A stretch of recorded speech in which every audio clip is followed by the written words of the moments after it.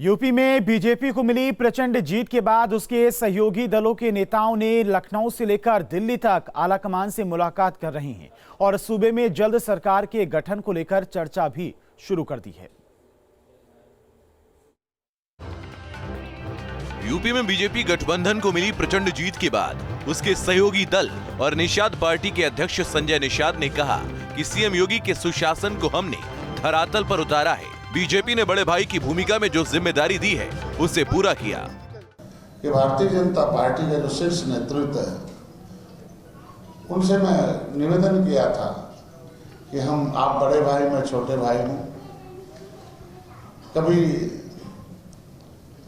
राम ने गले लगाया था निषाद राज को तो दुनिया में बड़ी शांति आई थी।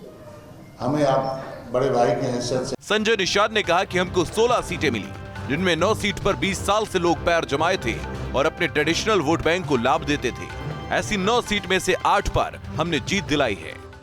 एनडीए ने जो जिम्मेदारी ली थी, मैंने एक जिम्मेदारी ली थी कि 160 सीटें मछुआ बाउल है, उसमें जरूर विजय पताका लहरा कर दिखाऊंगा।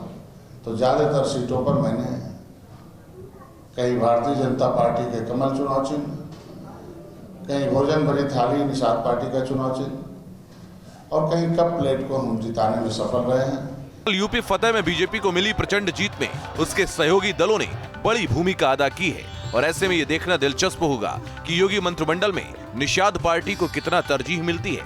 Team news state. 22 के महासमर में बीजेपी ने काशी और अयोध्या के मुद्दे को खूब भुनाया। नतीजा बीजेपी प्रचंड जीत के रूप में सामने आई। अब बीजेपी की नजर 24 के लोकसभा चुनाव पर है। ऐसे में बीजेपी राम के नाम के बाद अब कृष्ण के नाम पर चुनावी दांव की बिसात बिछाने की तैयारी में है।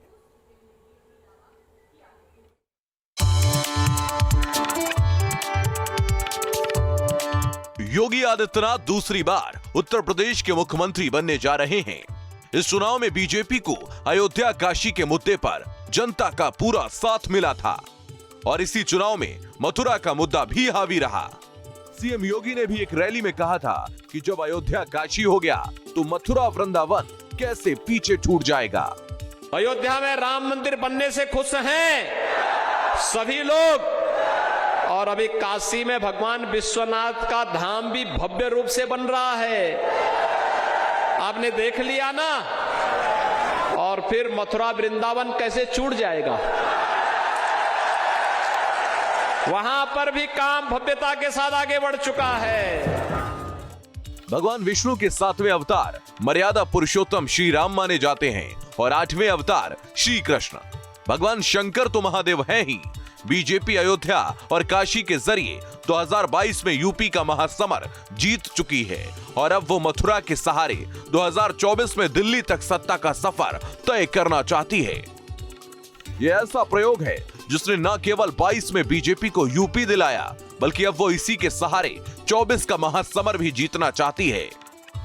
यूपी चुनाव के नतीजों के महज 3 दिन बाद वृंदावन में श्री कृष्ण जन्मभूमि मुक्ति न्यास के आह्वान पर साधु संतों की एक बड़ी बैठक हुई, जिसमें सभी संत महात्माओं ने एक मत होकर 3 बिंदुओं पर चर्चा की, जिसमें काशी के बाद मथुरा की बारी, रामलला के बाद अब श्याम लला की बारी, श्री कृष्ण जन्मभूमि को मुक्त कराने का संकल्प, श्री कृष्ण जन्मभूमि पर विशाल कॉरिडोर बनाने की मांग।